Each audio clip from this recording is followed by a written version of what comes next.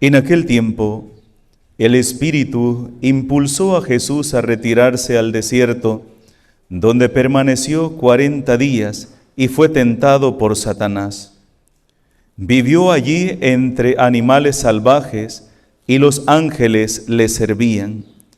Después de que arrestaron a Juan el Bautista, Jesús se fue a Galilea para predicar el Evangelio de Dios y decía: se ha cumplido el tiempo y el reino de Dios ya está cerca. Arrepiéntanse y crean en el Evangelio. Palabra del Señor. Estamos en el primer domingo de Cuaresma. Primer domingo. Cuando se inicia el tiempo ordinario, se inicia con el bautismo del Señor, con la solemnidad del bautismo.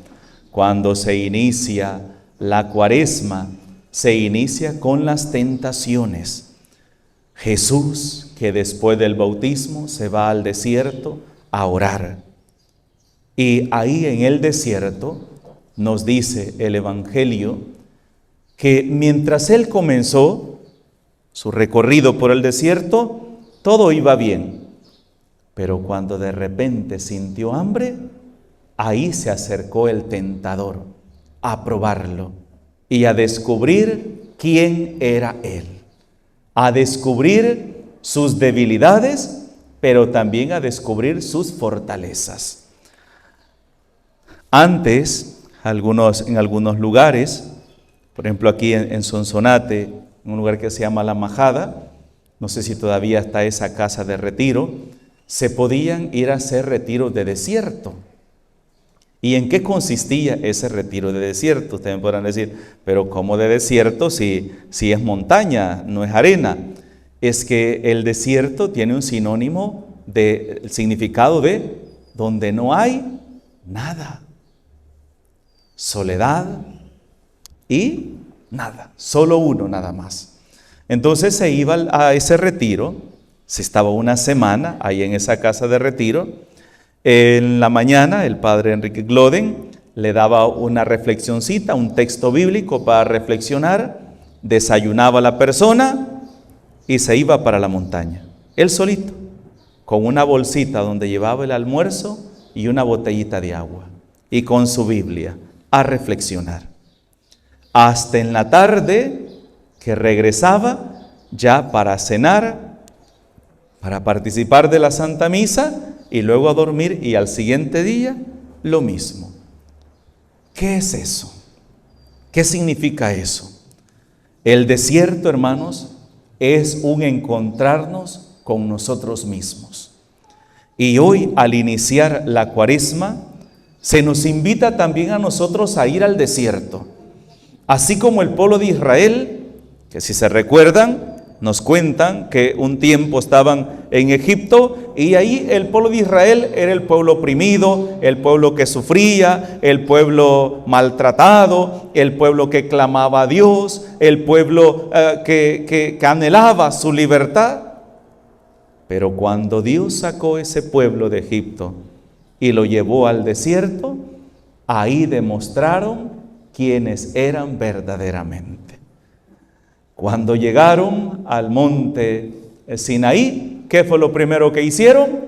Construir un becerro de oro y empezar a adorar a aquel becerro y adorarlo. Y dijeron: este es tu Dios, Israel, el que te sacó de Egipto. Y empezaron a adorarlo.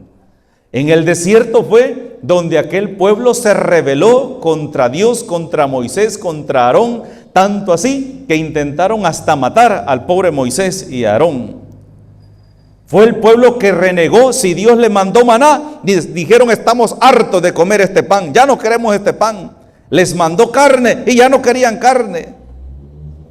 Un pueblo en el cual, si ustedes se recuerdan, nos cuenta el libro del Éxodo, que durante el día había una gran nube que los protegía del sol, y durante la noche esa nube se convertía en una antorcha. O sea, la mano de Dios estaba ahí con ellos, que en el día los protegía del sol y en la noche los iluminaba todo el campamento. Un pueblo al que le dio incluso agua de la roca hizo brotar de una roca agua para que bebieran ellos y sus ganados.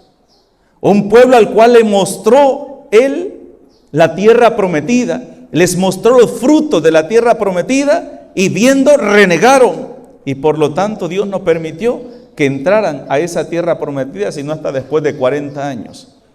Entonces en el desierto es donde descubrimos, hermanos, nuestra miseria. ¿Quiénes somos nosotros verdaderamente? En el desierto es donde desnudamos nuestra alma y donde aprendemos a descubrir en qué estamos fallando, quiénes somos verdaderamente. Y al iniciar la cuaresma, que para mí la cuaresma es como un retiro de 40 días, es donde tenemos que reflexionar cada uno de nosotros cuáles son aquellas áreas de nuestra vida que tenemos que cambiar.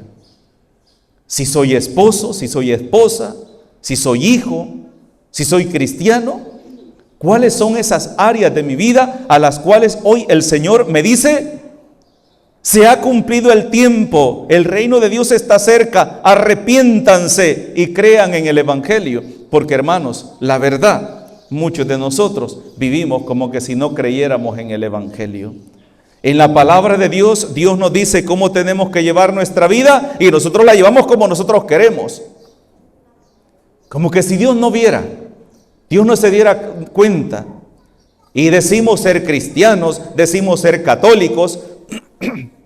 Por eso muchos cuando se van de la iglesia católica dicen: cuando yo era católico, yo era bolo, yo era mujeriego, yo era ladrón, yo le golpeaba a mi esposa, golpeaba a mis hijos. Pero es que aquí en la iglesia jamás se te dijo: ve a hacer eso.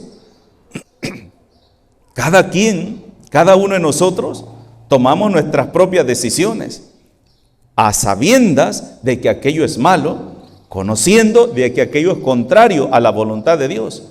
Y si lo hacemos es porque nosotros queremos. Y vamos arrastrando nuestra vida hacia la perdición y vamos arrastrando también a nuestra propia familia. Y al final el culpable es Dios. Cuando la palabra de Dios nos invita a un cambio, a reflexionar cómo estamos llevando nuestra vida para iniciar un proceso de conversión en nuestra vida, ahí no queremos. Y no queremos ir a la iglesia. Y creemos que la palabra de Dios ya es un libro desfasado. Mejor leamos a otros autores más modernos. Ese libro que ya tiene más de 2000 años. No, hombre, eso ya no tiene nada que decirnos. Pues saben, hermanos, la palabra de Dios es un libro que tiene más de 2000 años y tiene mucho que decirnos a cada uno de nosotros. Y es un libro que se ha aplicado en toda la historia de la humanidad. Y sigue aplicándose y sigue siendo actual. Porque seguimos siendo las mismas criaturas hechas de barro, con la misma fragilidad, con la misma humanidad, con la misma miseria y con la misma terquedad también. Un día hacíamos una reflexión sobre los defectos de los apóstoles y empezábamos a hablar principalmente de Santiago, Juan, Tomás, Judas, Pedro, y empezábamos a hablar de los pecados y de las debilidades que los evangelios nos hablan. ¿Cuántos de nosotros, cuando viene la prueba o por miedo, renegamos de nuestra fe? Yo me acuerdo que antes, cuando había unos compañeros que éramos misioneros, y entonces decían, se molestaban entre ellos, ¿verdad? Porque cuando veían una muchacha bonita y se le iban a cuentear, andábamos una cruz en el pecho, una cruz grandecita, y cuando veían que la muchacha venía para cuenteársele todo, echaban la cruz en la bolsa, ¿verdad? O sea, ahorita no soy misionero, ¿verdad? A cuentearme la cipota, a decirle cosas, ¿verdad? Y así somos muchos, que cuando encontramos una mejor opción, cambiamos de fe, decimos que no somos cristianos, porque somos mediocres. Aparentamos una cosa en un momento y somos otra en otro momento. Y eso, hermanos, no es ser sincero ni con Dios ni con nosotros mismos. Judas, algunos dicen, no, pero es que Judas, ¿verdad? Y echamos en cara a Judas, cómo es de malo, cómo vendió al Señor. Hermanos, si nosotros hacemos lo mismo, cada vez que ponemos a Dios y mis intereses y decido elegir mis intereses y abandono a Dios. Cuando yo sé que el domingo es día del Señor para ir a agradecerle, para ir a misa, para ir a ofrecerle nuestras vidas, de repente aparece un paseo para ir a la playa, me voy para la playa y después, si puedo, voy a misa otra vez. Ahí estoy poniendo en peso. Cuando nosotros decimos en el primer mandamiento de la ley de Dios, ¿qué dice? Amar a Dios sobre todas las cosas y sobre todas las personas también. Como decía un profesor de teología moral, cuando veía a sus 3 niñitos acostados en su camita, le decía a Dios: Señor, te pido que no ame más a mis hijos que a ti. Te pido que no ame más a mi esposa que a ti. Quiero tenerte a ti primero, y todo lo demás que sea segundo. Y a veces no es así. Y a veces criticamos a Judas porque vendió al Señor, cuando nosotros lo pasamos vendiendo a cada momento. Cuando le ponemos precio a Dios, cuando le ponemos precio a todo. Y Tomás, el incrédulo, ¿cuántos de nosotros somos incrédulos? Vemos las cosas. ¿Cuántos de nosotros, hermanos, no hemos dudado a veces de la presencia de Jesús en la Eucaristía? ¿Cuántos de nosotros a veces decimos que si la Biblia es un libro que aguanta con lo que le pongan, saber quiénes lo escribieron, pura mentira, saber quién lo escribió? Y así decimos. Pero las personas que hemos tenido la oportunidad de ir a Tierra Santa y conocer esos lugares donde Jesús anduvo, donde Él puso sus pies, donde Él murió, lo que sacamos conclusión es esta: la Biblia simplemente es un resumen chiquito de todo lo que hizo nuestro Señor Jesucristo. La Biblia no es un invento, es una gracia de Dios, que ese acontecimiento que sucedieron allá en Tierra Santa, hoy los podamos estar escuchando y meditando también en nuestra tierra, en nuestras casas, en nuestra iglesia, cumpliendo lo que el Señor nos dice en Mateo 28:20. Vayan por todo el mundo y prediquen el evangelio a toda la creación. Y eso es lo que hemos logrado hacer que la palabra de Dios llegue a todos los rincones de la tierra. Y Santiago y Juan, ambiciosos. Señor, queremos que cuando tú estés en tu reino, uno se siente a tu derecha y otro a tu izquierda. La ambición.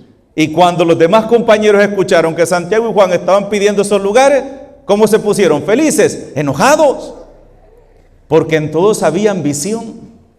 Entonces díganme, hermanos, si esos pecados de aquellos hombres hace más de 2000 años, siguen estando hoy en nosotros. Claro que sí. Hay cobardía, hay ambición, hay falta de fe, hay egoísmo. Claro que sí. Y por eso la palabra de Dios sigue siendo actual porque cada uno de nosotros estamos reflejados en todo eso que el Señor nos pide hoy que cambiemos. No significa que hoy hay un pecado desfasado. Ese pecado ya se venció, Padre, eso ya no es pecado. No, el pecado sigue siendo pecado. Como humanos seguimos siendo humanos nosotros. Por eso la invitación a la conversión no es un tema que ya pasó de moda. Es un tema muy actual y necesario en nuestras vidas. Y hermanos, y urgente. Porque en realidad, como vemos, entre más nos estamos alejando de Dios, entre más se está alejando esta sociedad de Dios, ¿hacia dónde estamos caminando? Hacia nuestra propia destrucción. Porque si ya no tememos a Dios, no hay temor de Dios en el corazón de los hombres, ¿a qué le vamos a temer? A nada. Y no nos va a importar dañar, destruir, hacer lo que sea, porque ya no hay temor de Dios. Y hay personas que dicen esto, y a mí me da miedo cuando alguien dice, ¿qué? Si yo voy para el infierno, a mí ya me tienen el perol más grande preparado en el infierno. O sea, ¿qué significa? Que a esa persona no le importa hacer el mal que tenga que hacer. No me importa hacer el mal que tenga que hacer. Al fin y al cabo me voy a ir para el infierno. Si tengo que matar, robar, cometer injusticia, no importa. Y al final me voy para el infierno. Una conformidad no solamente en la condenación, sino una conformidad en hacer el mal y no cambiar. Eso es lo peor.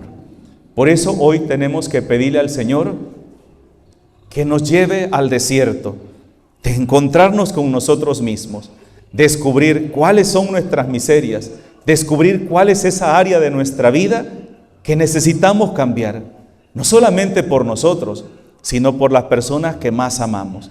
Porque si yo me destruyo, también destruyo a las personas que están a mi alrededor.